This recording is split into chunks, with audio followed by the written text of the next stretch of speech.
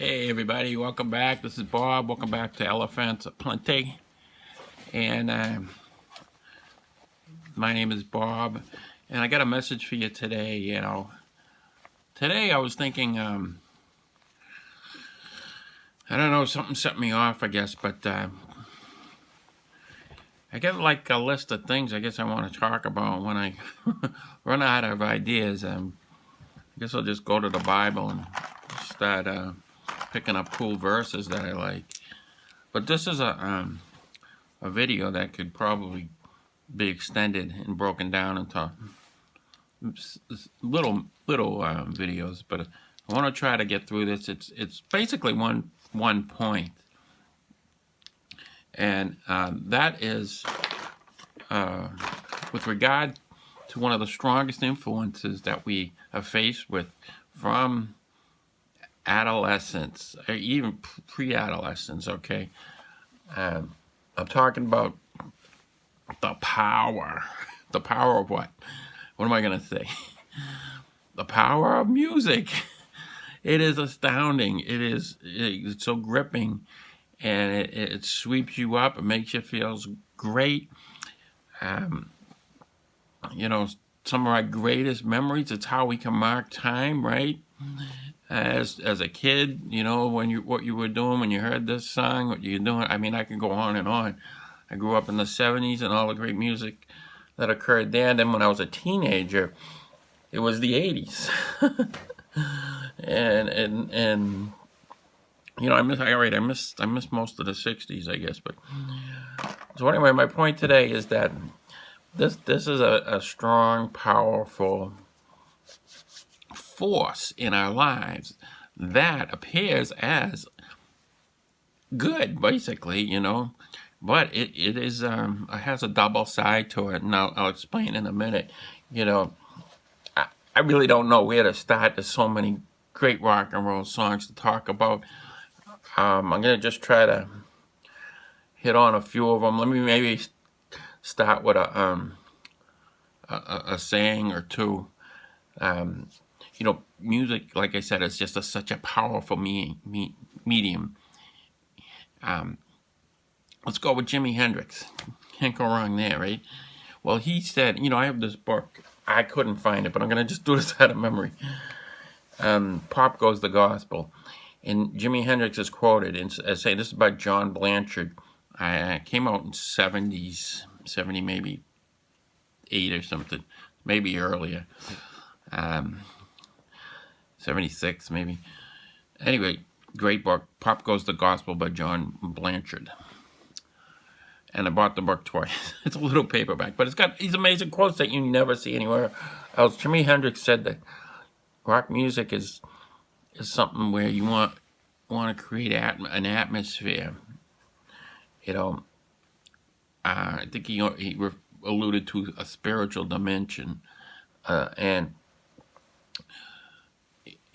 what we like to do as musicians is to hypnotize our audience, especially in live performance or in any performance, I would guess, and then hit the people with what you really want to say. You can basically, once they're hypnotized, you can basically say anything, and usually it's, something to do with sex, right? Or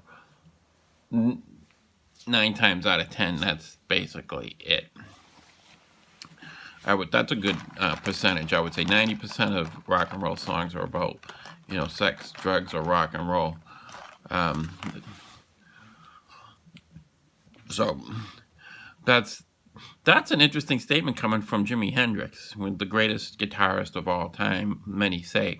I do not agree, but I think he certainly is amazing. And he ended up dying at age 27. One of many rock and rollers who died at that age. But let's think about that. So he's saying that music is all about hypnosis. And then once you get the audience hypnosis, then you can hit them with your agenda. You can say anything. So next time you hear a rock and roll song, think about that, okay? Little technical difficulty. Now I know what that means. So, let me think about another guy, David Bowie. He's quoted in Rock Rolling Stone magazine, I believe in 1975. He said that rock and roll is the devil's music. And he said something to the effect of, "It really is. You can't tell me that it's not." And he's somebody who had many personas as he, poured out his music. I used to love David Bowie.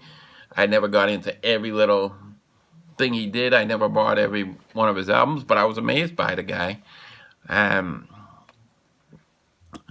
certainly, he's had an impact on the rock scene like maybe very few people have. The glam rock, the progressive rock, whatever you want to call it. I don't even know if he played many instruments, but yeah, I think he played guitar or something. But what did David Bowie say again? He said it's the devil's music. You can't tell me that it's not. He said that to Rolling Stone. Why would he say that? Right? Well, just something to think about, right? I mean, let's look at the number one band of all time, rock and roll band of all time. Like, if it's not number one, it's number two in the number couple albums of all times. ACDC, right? They wouldn't even play. When I was a kid, they would not even play ACDC music on the radio. Now it's all over the place. They play all cuts, deep cuts, all the music. I kind of got into ACDC for a while. I was going to say DC for short. That's kind of funny. DC. Anyway, Highway to Hell, all right? That song is an amazing song, right? Amazing. ACDC, what was great about them is they were drilled like no other band. They were just totally drilled. I think maybe an Aerosmith might be that impressive, but ACDC, there's nothing like the power of the music of ACDC. It is raw, pulsating, so alluring, and invigorating. I can't even explain it. It's just that energy. It's just great music, and the stuff they say. Classic case of what Hendrix was saying, how they hypnotize us, and then they hit us with everything. Hell's Bells, is a song about Satan, right? Coming to take over the world, taking down everybody, and there's nothing you can do about it, and bad is good and good is bad. It's a song about Satan winning, and we know Satan's lost as Christians. But that's the music that's out, and this song is it's very seductive how it starts with the slow bells, and that music is played in at least the New England Patriots and several other the bells from ACDC are played, and the intro guitar.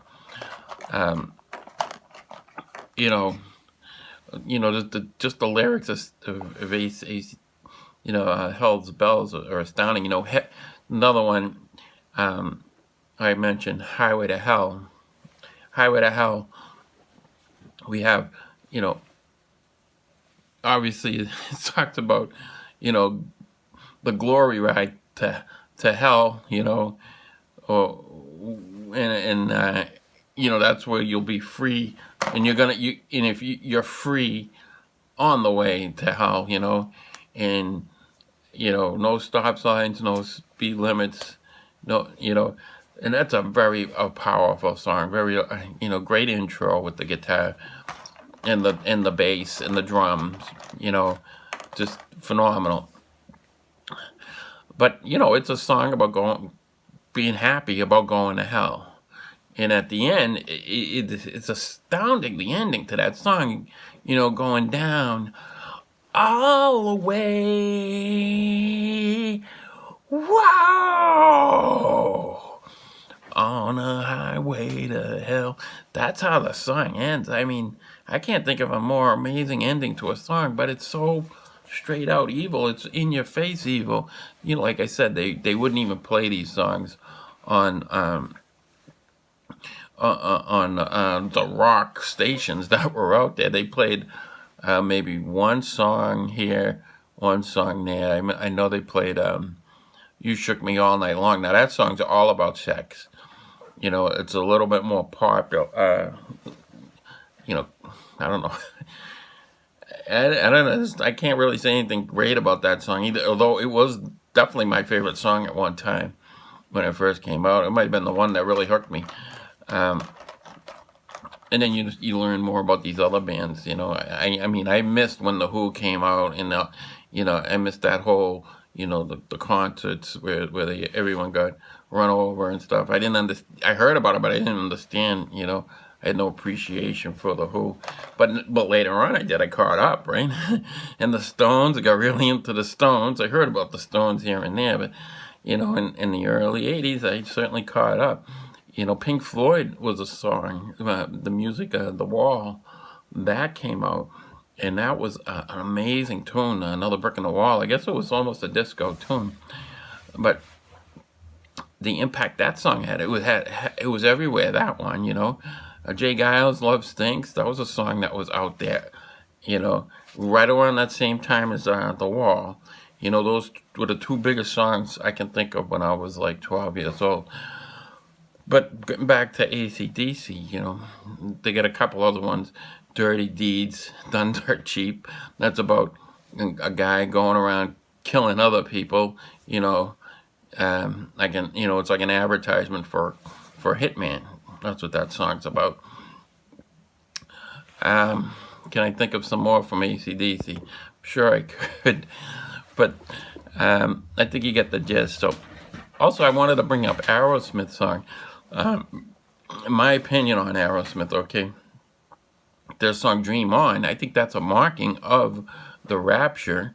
You know, if you ever listen to those lyrics, from what it sounds to me, you know, sing women, sing for the year, sing for the laugh, and sing for the tear.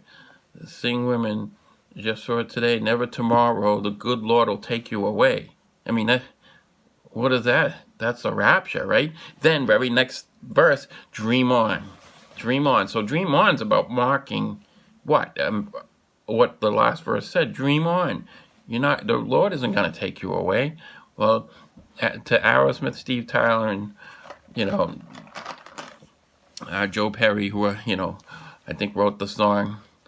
You know, that's I know you've been witnessed to by many Christians. I know personally some Christians who are witness to you, and you know, that's not a nice for you, what you said. And you know, the Lord will take us away. The rapture is coming. You know, God pours out His wrath because He's coming back as a warrior this time. He's not the wimp. You know, the suffering Messiah who kept his mouth shut. You know, He's coming back as a warrior. In fact, He's going to have one word. And He's going to wipe out all His enemies. But the wrath of God is coming first on the earth. And the earth will be totally close to destruction. Then the second coming of Christ will come. But before then, you know, before He's pouring out that wrath, He's harposing. You know, that's a Greek term. Rapturing. He's removing Christians. Anybody who calls righteous, we are only righteous because we believe. You know, we're obviously sinners, even till the day we die. So my point here is that there's good news. There's good news, all right. And rock and roll is kind of like, you know, muddy in the waters. It doesn't want you to see the good news of the gospel, and it's just, you know, it's like a matador, you know, with the cape, with the bull, you know, you know, you're the bull, and rock music's the matador, and the rock bands are the matador, and the music is the cape, right? And you just running right in. It's so, you know, appealing, you know. That's what's going on. I mean, then you got this other song. I hear it all the time. I mean, you would hear this song. It was on the radio, but it was never really popular song. It was like a top 40 hit, but now they play it all over the time because it again they're marking the Christians. And this song is by Night Ranger, Sister Christian. I hear this song almost every day, 2-3 times a day right now for the last 5 years, or maybe even 10 years. And this song was never that popular, never, never, never. So there's something going on there. I mean, it's in heavy rotation for whatever reason, but it's just to me, it's a mocking. It's about a song about a guy, who's saying this girl shouldn't wait. Your time has come. Give it up to me. Of course, he's gonna just, a lot of these rock and roll songs encourage guys to just have sex and then run away. That's why we have all these abortions. Then sure they'll pay for the abortion, right? But so the guys are just as responsible for abortions, and the girls, kind of left,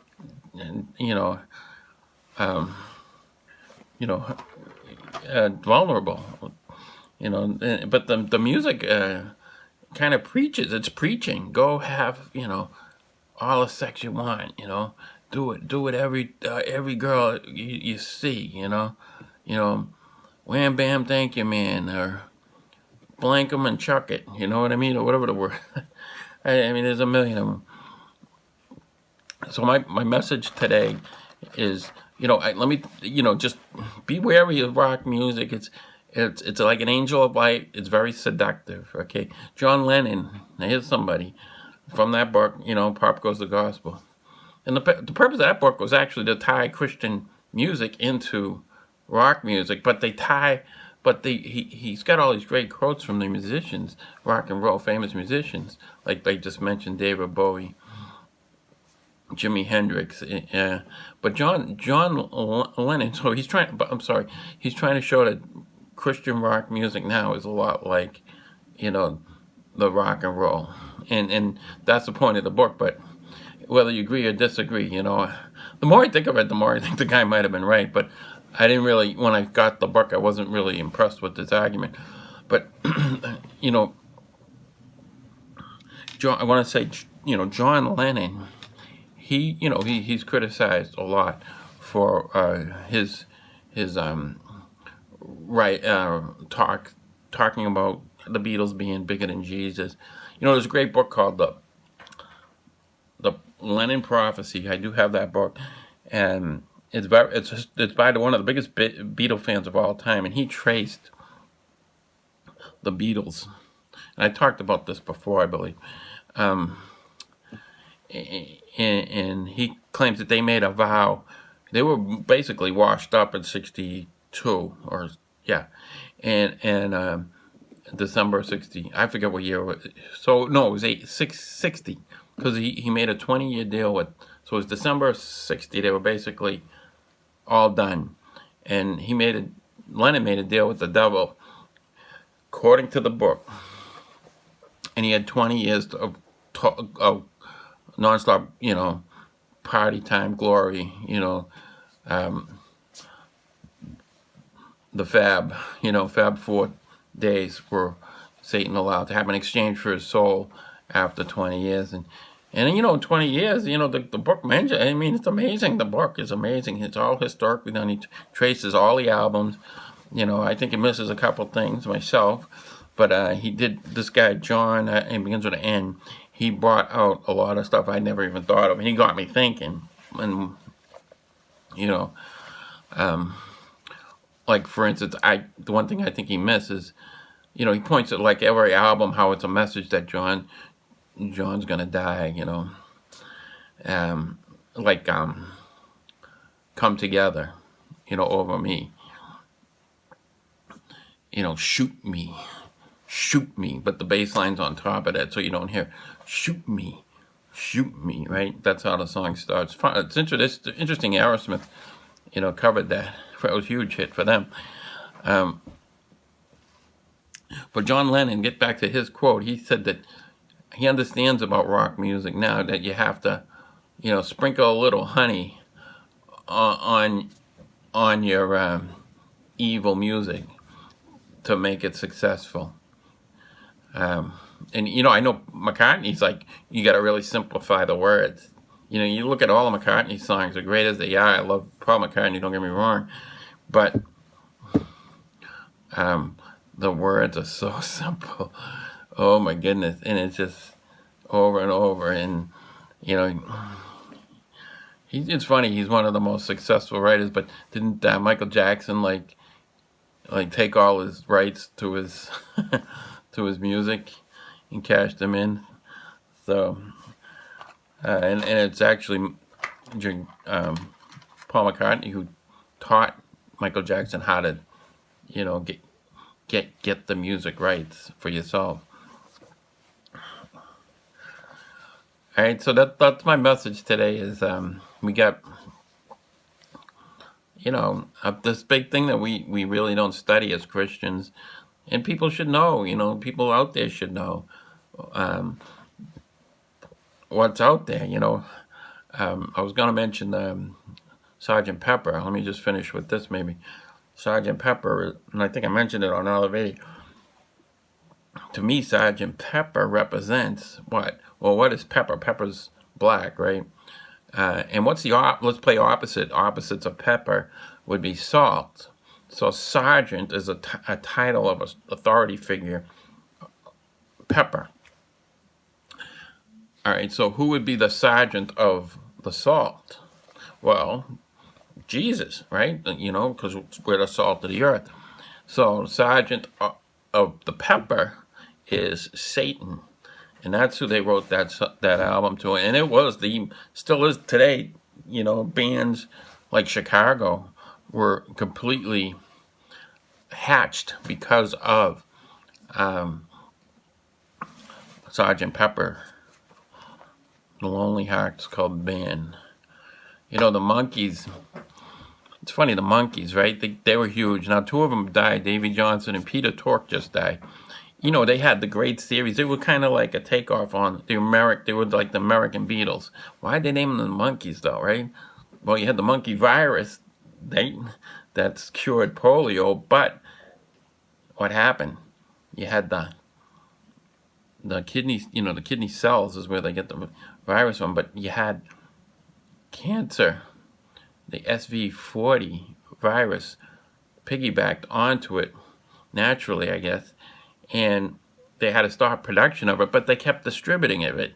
198 million Americans have been infected from 1955 to 1963 with this carcinogen, the SV40 monkey virus. So, and it leads to latent cancers, and that's why we have so many cancers right now, because everybody took it. So I'm saying, why did they choose the monkeys? Also the monkey virus is where AIDS came from, I believe. Reading the book by this one, Judy Very Baker, Me and Lee.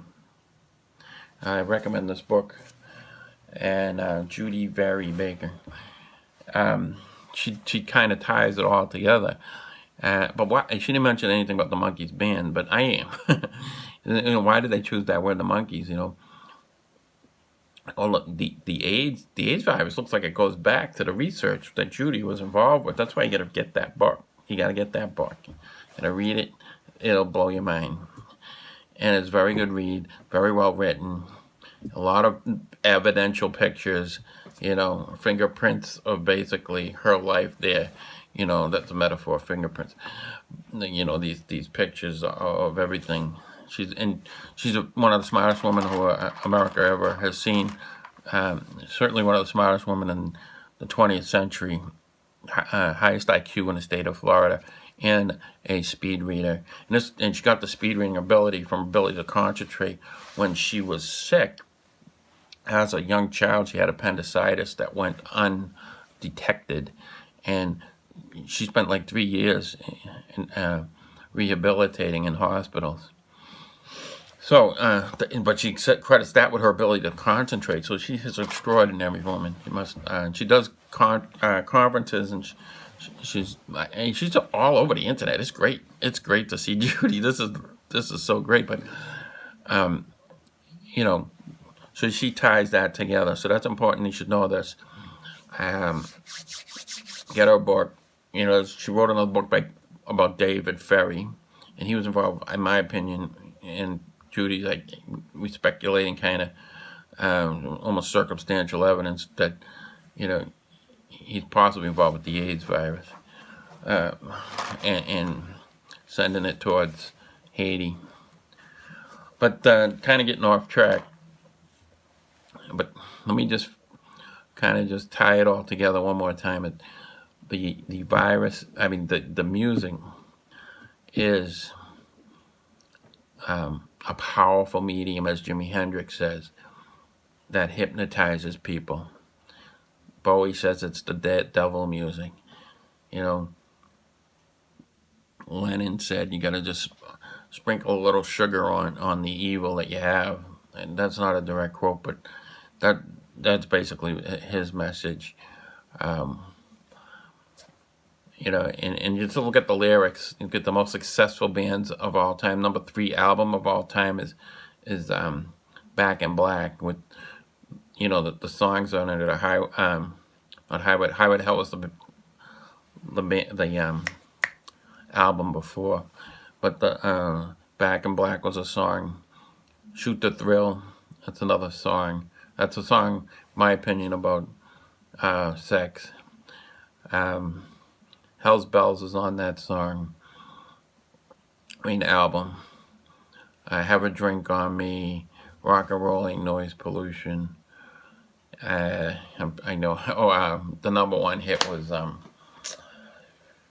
already mentioned it. You Shook Me All Night Long.